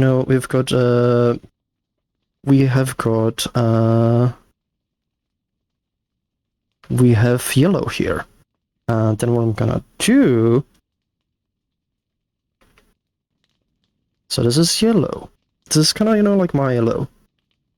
It roughly matches, like minus the lighting. Then I'll take multiply. We're gonna, oh, it's wrong one. I'm gonna take the color, we can multiply colors. I'm gonna multiply with a float. And we get a color on the result. So this is multiplied with 1. Let's multiply it. Let's make the number bigger. Let's do yellow times 2. Oh, this is the wrong one. Hold on. I'm using the wrong thing for the color.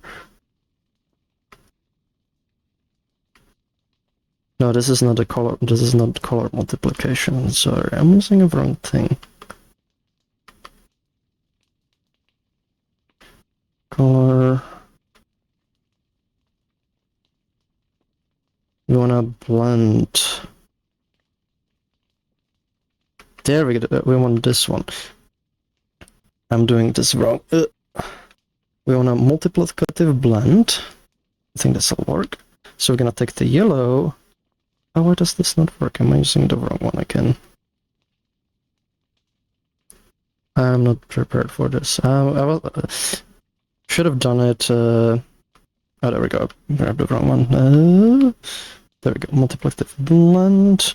I'm gonna multiply with itself. Look, we multiplied yellow with yellow. Yellow times yellow is orange. Let's do it more.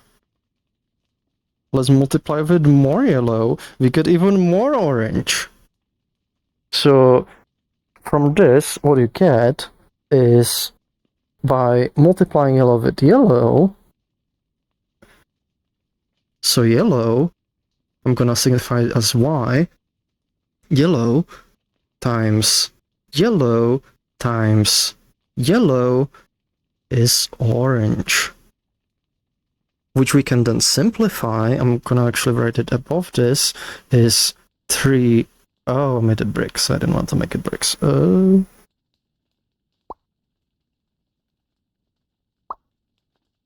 There we go. So we can simplify this. The 3 yellow is orange. So orange has more yellow in it than yellow does. Therefore, if you make a statement that I am cute because I'm yellow, which is this, then you are saying that yellow equals cute. Yellow equals cute. Therefore, cute times 3 is orange,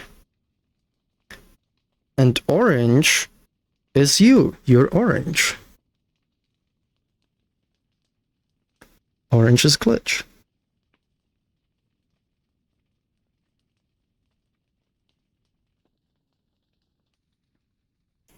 So see, orange is glitch.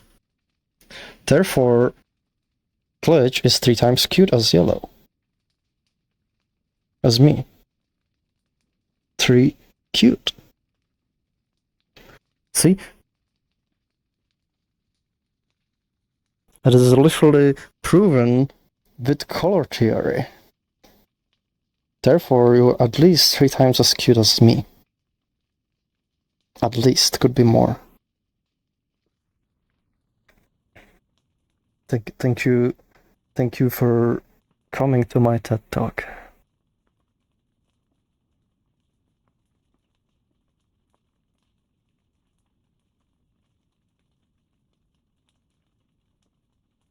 Well, color theory and basic math. It has proven the cuteness live on stream. And we're over time, so obedience scrum is a good point. Wouldn't it be actually no. I mean that's kinda no wait. No, you're right. Yeah, I'm wrong. So like you're even more like instead of multiplication, it's power, which like goes even faster. You need so much yellow to equivalent like the cuteness of orange. Thank you for making this clarification because this means like he's way more than 3 times as cute as I am.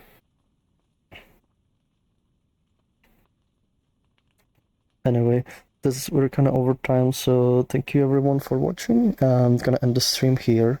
Yeah, but like the stream was kind of tired, so like it's not as good as normal. But thank you for watching. Thank you for all the subscriptions, and thank you for supporting this platform. And I'm gonna check if anybody's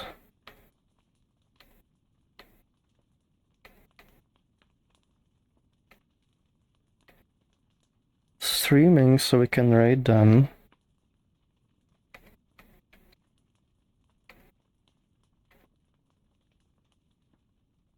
Let's see. Do you have anyone streaming Resonite? Oh, there's Crowned Haley. Let's see, you should be able to raid them.